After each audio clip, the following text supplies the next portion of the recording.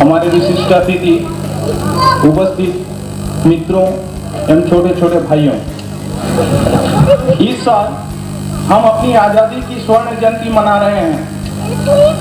15 अगस्त 1947 को हम अंग्रेजों की 200 वर्षों की दास्ता से मुक्त हुए थे, जिन्होंने यहाँ की अपार संपदा को लूटकर तथा यहाँ के कुटीर एवं घरेलू उद्योगों को नष्ट करके हमें आर्थिक एवं मानसिक रूप से कमजोर कर दिया था। आजादी के साथ ही साथ शुरू हुआ था भारत निर्माण का संकल्प। हमारे राजनेता, बुद्धिजीवियों तथा शिक्षाविदों ने भारत भूमि को नए सिरे से विश्व में प्रतिष्ठित करने के लिए अपने देश में उपलब्ध प्राकृतिक संसाधनों रह गई हैं, तो ये सब थे हमारी विफलता के प्रमाण। यूं तो भारत एक रीजनल सुपर पावर के रूप में उभर कर सामने आया है, फिर भी अगर आने वाले वर्षों में भारत को विश्व के समृद्धिशील राष्ट्रों की श्रेणी में खड़ा करना है, तो हमें अपने विकास की गति को तेज बनाते हुए देश से अशिक्षा, भ्रष्टाचार, गरीबी, बेकारी आदि को दूर करना होगा। हमें रोकना होगा जनसंख्या का विस्फोट तथा भारत के सभी भागों में विकास की गति को तेज करना होगा, और तभी सच्चे अर्थों में हो सकेगा सारे जहां से अच्छा हिंदुस्तान हमारा। धन्यवाद। जय हिंद। हमने जो पाया जी, तो इसका इतिहास बहुत लंबा है, परंतु कुछ संक्षिप्त शब्दों में मैं अपनी लेखनी आगे बढ़ा रहा हूँ। इस 50 वर्ष के अंतराल में हमारी अर्थव्यवस्था काफी सुदृढ़ हुई है, क्योंकि जहाँ पिछले 50 वर्ष में हमारा वार्षिक बजट मात्र 1500 करोड़ रुपए पर अपना दम तोड़ दिया था, वहीं आज प्रत्येक वर्ष हम 4000 करोड़ का बजट प्रतिवर्ष तैयार करते हैं। जहाँ पहले हम नोटों शास्त्र स्वयं तैयार करने में सफल हुए हैं और कोई बाहरी दुश्मन चोरी से हमारे देश में न आने पाए, इसके लिए हम अपनी सीमाओं पर सर्टिफिकेट की घेराबंदी। आज हम 2 अक्टूबर के अवसर पर आज़ादी के 50 वर्षों में हमने क्या पाया और क्या खोया, इस पर चिंतन किया। पहले हमें यह देखना है कि इन 50 वर्षों में हमने क्या पाया। हमने पाया नई नई सड़कों एवं रेल पथों का निर्माण हुआ, भारत के सारे गांवों को सड़कों से जोड़ दिया गया, आवागमन के अच्छे साधन उपलब्ध हुई, बड़े बड़े बांधों का निर्माण हुआ जिससे नहरें निकाली गई और सिंचाई का उत्तम प्रबंध हुआ, जिससे पैदावार दुगनी बढ़ गई। आ जाएगा भारत फिर टुकड़ों टुकड़ों में बढ़ जाएगा। हम लोग अपने स्वार्थ की पूर्ति में लगे रहेंगे तो भारत पुनः 1947 की पहली की स्थिति में पहुंच जाएगा। अगर देश को बचाना है तो हमें इस नारा को बुलंद करना है, एक जाति एक प्राण, जिससे बनेगा देश महान। नहीं तो जितनी मुंडी उतनी पिंडी, जितनी मुंडी उतनी पिंडी रही तो देश को गुलाम होते देर नहीं लगेगा। इसलिए मैं राजनेताओं से आग्रह करता हूं कि आप लोग अपनी वोट सुरक्षित रखने के लिए एक दूसरे को खुश रखने की नीति अपना ये है। इसका परिणाम एक दिन हमारे आने वाले पीढ़ियों को भुगतना पड़ेगा। एक समय हमारा देश बृहत्तर भारत था, लेकिन आज घटते घटते लघु भारत होता जा रहा है। यही देख कर मैं अपनी लेखनी को विश्राम देता हूँ। जय हिंद, जय भारत, जय बापू। मोहम्मद फिरोज खान। प्रधान अतिथि जी, निर्णायक मंडल के सदस्यगण, अतिथिगण, बुजुर्ग, दोस्त एवं प्यारे बच्चे, आज हम आज़ादी के 50 वर्षगांठ मना रहे हैं। यह वर्ष आज़ादी के स्वर्ण जयंती का वर्ष है। राष्ट्र के जीवन में यह एक गौरवपूर्ण दिवस है। इसका इतिहास हर भारतीय वासियों के त्याग और बलिदान का इतिहास है। इस बात से लोगों को अपने राष्ट्र के प्रति भक्ति और बलिदान के भावना का बढ़ावा देना है। जब हमारे देश में अंग्रेजों का गुलाम था, तब उस समय हमारे राजनेताओं ने इन मुद्दों पर खुलकर चर्चा की, लेकिन यह चर्चा अगर सम्मान किया जाए। आवश्यकता है कि अपनी समस्याओं के सामने और इन्हें दूर करने का सच्ची स्वतंत्रता हमें हासिल हो सकती है, अन्यथा देश फिर गुलाम हो जाएगा। जय हिंद। श्री भोला मिश्रा जी। हमारे आजादी के 50 वर्ष क्या खोया क्या पाया इस विषय पर बोलने से पहले मैं आपको बताना चाहूँगा कि मैं अपने लेख में उपलब्धियों और अनुपलब्धियों का मैंने कोई वर्गीकरण नहीं रखा है। एक आलोचनात्मक लेख लिखा है। इस गलती को आप लोग क्षमा करेंगे। ऊपर से ठाक पाक, भीतर से मोकामा घाट, ठीक यही दशा है आज अपने देश की। एक जीर्ण रोग से ग्रसित व्यक्ति जिसकी छटरियां उंगलियों पर गिनी जा सकती हैं, उसे भी अगर सुंदर कपड़े पहना दिए जाएं तो वह आकर्षक लगेगा, लेकिन कपड़े उतार देने पर उसका सत्य उजागर हो जाएगा। हमारा देश भी आज सुंदर कपड़े के लवादे में ढका उस जीर्ण व्यक्ति जैसा ही है जिसका ऊपर मैंने उल्लेख किया। जीर्णता का अर्थ है लंबे अरसे से। सवाल उठता है आखिर में यह जीर्णता आई कहाँ से? आजादी के 50 वर्षों में हमने क्या हासिल किया है? गरीबी दर गरीबी, भुखमरी, महंगाई, रिश्वतखोरी और नीचे से लेकर ऊपर तक व्यापक भ्रष्टाचार। मैं मुख्य रूप से भ्रष्टाचार और रिश्वतखोरी पर कुछ कहना चाहूँगा। सामाजिक विकास के नाम पर ईर्ष्या और नफरत ही पनपी है। नैतिक और चारित्रिक उत्थान की तो बात ही छोड़ दें, परस्पर भाईचारे की भावना भी खत्म हो गई है। माँ बाप और गुरुजनों की सेवा तो दूर की बात है। कुल मिलाकर निष्कर्ष यही है कि आजादी के विगत 50 वर्षों में हमने पाया कम, खोया ज्यादा है। आप अपने आप को बेचकर, गिरवी रखकर दुनिया के आगे महान कहलवाना चाहेंगे तो इसमें कोई गौरव नहीं है, कोई महानता नहीं है। जिस विषय में हम अपना वक्तव्य सुनाने जा रहे हैं वह 50 वर्षों के अंतर्गत भारत ने क्या पाया और क्या खोया। लेकिन इससे पहले हम अपने भारत के बारे में कुछ बताना चाहेंगे। वो ये कि हमारे देश का नाम भारत है। हम जानते हैं कि एक महान प्रतापी राजा भरत के नाम पर हमारे देश का नाम भारत पड़ा, जिसमें गंगा जैसी पवित्र नदी बहती है। इसी भूमि पर अकबर और अशोक जैसा महान राजा, महान सम्राट राजा जन्म लिए, जो भारत को विश्व का एक महान अंग बनाया। इसी भूमि पर गौतम बुद्ध, गुरु नानक, चैतन्य, महात्मा गांधी जैसे महान हस्ती जन्म लिए। इसलिए हम इस महान भूमि के समक्ष अपना सर उनसे झुकाते हैं।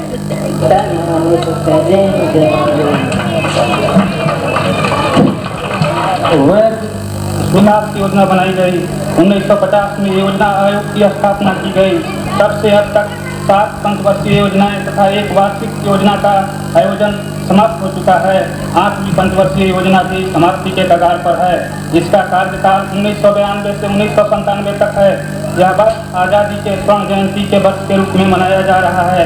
आज़ादी के इन 50 वर्षों में हमने बहुत कुछ पाया है तो बहुत कुछ खोया भी है। आइए हम सब मिलकर विचार करें कि हमने क्या पाया और क्या खोया। तो अवसर पर यह साल यानी 1997 का हमारे जीवन में महत्वपूर्ण कुछ और ही है, क्योंकि हम लोग इस वर्ष के 15 अगस्त को ब्रिटिशों की गुलामी से आज़ादी प्राप्त की थी। इस महत्वपूर्ण चीज़ पर हम उन समस्याओं के लेकर उपस्थित हुए हैं जिन पर विचार करते हुए आज से कई वर्ष पहले हमारे देश के महत्वपूर्ण कर्मधारों ने आज़ादी के लिए संघर्ष किया था और एक निश्चित आधार पर आधारित समाज परिकल्पना की। हर भारतवासी के अंग्रेजों के जुर्मों सितम के बाद अमन चैन की जिंदगी गुजारने का सपना देखने लगा। अंग्रेजों ने हमारे देश को बर्बादी के इस कगार पर ला खड़ा किया। इसके पहले कि मैं परशुराम गौतम जी को बुलाऊं, इसके पहले मैं एक बात बताना चाहता हूं कि अब केवल 2 ही प्रतियोगी रह गए हैं। आज का विषय अत्यंत गंभीर है। आपसे अनुरोध है कि अब तक आप लोगों जैसे शांति से इसको इन लोगों को सुने हैं, बाकी 2 को ही सुनेंगे और हम लोगों के साथ सहयोग करेंगे। धन्यवाद। श्री परशुराम चौहान गौतम।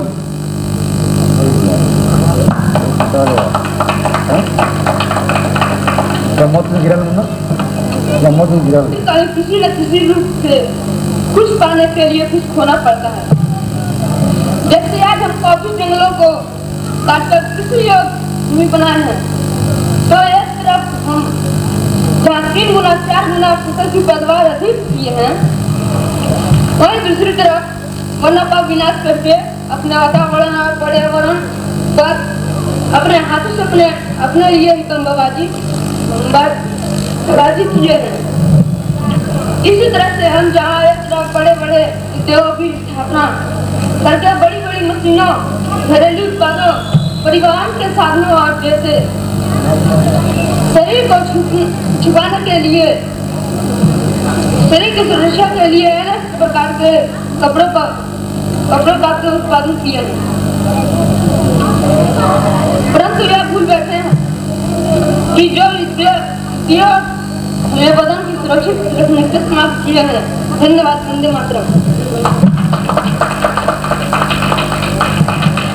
आज के अंतिम प्रतियोगी श्री संतोष कुमार ओझा।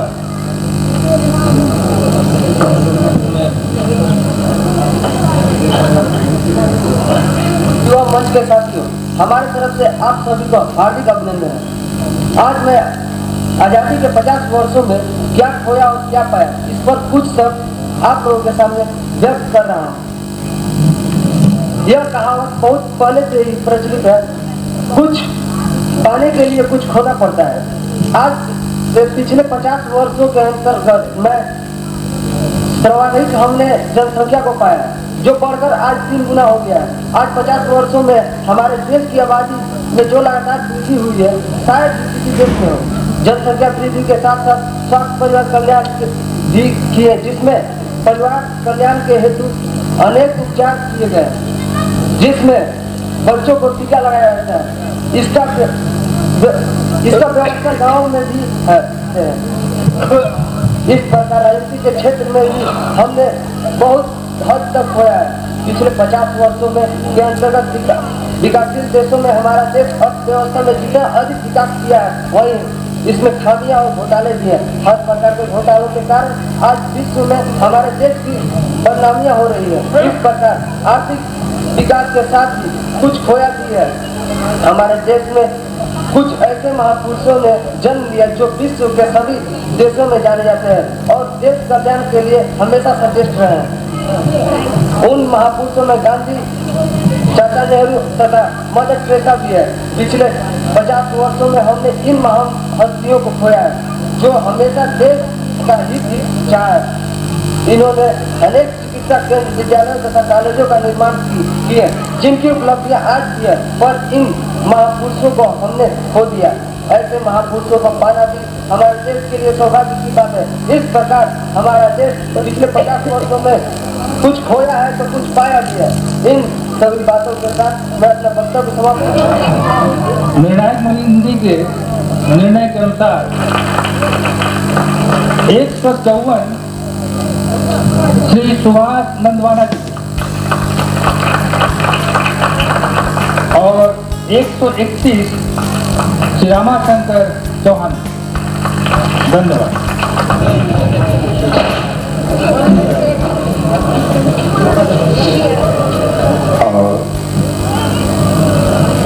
फूलों का हार उन्हें प्रदान कर अभिनंदन करेंगे हमारे युवा मंच के अध्यक्ष श्री दिनेश सिंह। वापस मुझे प्रदान किया है। हमको यह आमंत्रण करके खड़ा किया है, इसलिए मेरा सौभाग्य है कि इस मंच पर हम खड़ा है। तो हम पहले से नहीं था, जब लास्ट में आया और एक दिखा है और हमको बहुत अच्छा लगा है। तो इस प्रकार युवा मंच जो भी किया है, इसलिए इसको धन्यवाद। और आगामी वर्ष में ऐसा प्रकार मंच तैयारी करेगा तो बहुत बहुत अच्छा होता है। हमारा वक्तव्य शेष करता है।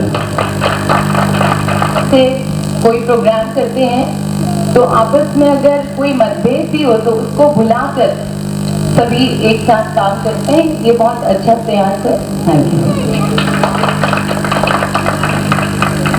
बहुत बहुत धन्यवाद युवा मंच की ओर से मिसेस खुलवे को। और अब आज के मुख्य अतिथि श्रीमान खुलवे साहब, जो कि अप्रत्यक्ष रूप से हमारे प्रोग्राम के ऑर्गेनाइजर भी हैं, मैं उनसे रिक्वेस्ट करूंगा कि वो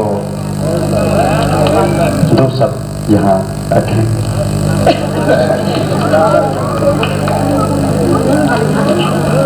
आदरणीय यहाँ पे उपस्थित सब सज्जन, बच्चे प्यारे प्यारे और युवा मंच के कार्यकर्ता, उनके प्रेसिडेंट, सेक्रेटरी, उन सब लोगों को मेरी तरफ से हार्दिक अभिनंदन। अभी यहाँ पर मेरे बारे में कहा गया, प्रत्यक्ष रूप से मैं यहाँ पर ऑर्गेनाइज कर रहा हूँ, ये बात बहुत हद तक सही नहीं है, क्योंकि मैंने से कुछ सजेशन मांगे गए और मैंने कुछ सजेशन दिए थे। ऑर्गेनाइज यहाँ के सब कार्यकर्ता लोगों ने किया है, उन्हीं की मेहनत है जो सफल हुई है यहाँ पर। और जो सुबह से मैं भी देख रहा हूँ बीच बीच में आकर के कि यहाँ पर जिस तरह से प्रोग्राम ऑर्गेनाइज हो रहे हैं, काफ़ी एक उत्साहवर्धक चीज़ है। क्योंकि लास्ट ईयर भी मैंने 2 अक्टूबर के दिन यहाँ पर प्रोग्राम देखे थे, उसमें और आज में काफ़ी जमीन आसमान का फर्क है। लास्ट ईयर से बहुत ही बेहतर प्रोग्राम हुआ है, बेहतर संचालन हुआ है। और इस तरह के जो प्रोत्साहित जो कार्यक्रम हो रहे हैं, ये भी युवा वर्ग कर रहा है, ये पॉजिटिव थिंकिंग कहलाती है। तो मेरा उपस्थित गणमान्य व्यक्तिगत और मेरे प्रिय छात्र छात्रागण, सबसे पहले मैं ये कहूँगा कि ये जो महान शब्द का प्रयोग किया गया है, ये विद्यार्थी रह चुके हैं, इसलिए भक्ति से ऐसा कहते हैं, लेकिन हम लोगों ने ऐसा कोई काम नहीं किया जिसमें इस तरह की हम लोगों पे जो है कोई एडजेक्टिव हम लोग पा सकें।